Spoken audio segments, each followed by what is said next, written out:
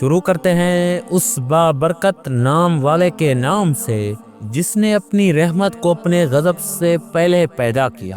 ناظرین اکرام، سید عطا اللہ شاہ بخاری رحمۃ اللہ علیہ برِ صغیر کی تاریخ میں ایک عظیم خطیب، انقلابی رہنما اور تحریک آزادی کے بے باکی سپاہی تھے۔ ان کی پوری زندگی جد و جہد، قربانی اور اصولوں پر استقامت کی ایک لازوال داستان ہے، مگر ہر روشن چراغ کو ایک نہ ایک دن گلا ہونا ہوتا ہے، اور شاہ جی رحمۃ اللہ علیہ کا آخری دور بھی آزمائشوں سے بھرپور تھا۔ ناظرین اکرام، شاہ جی رحمۃ اللہ علیہ کی زندگی کا آخری دور معاشی اور جسمانی مشکلات سے بھرا ہوا تھا۔ وہ کسی منصب یا دولت کے پیچھے نہیں بھاگے، بلکہ اپنی سادہ مزاجی اور درویشی میں ہی زندگی گزارتے رہے۔ وہ حکومتی عہدوں یا مراعات سے ہمیشہ دور رہے اور اپنے اصولوں پر ڈٹے رہے۔ ان کی زندگی کا یہ دور غربت، بیماری اور کمزوری کے باوجود عزت و وقار کی علامت رہا۔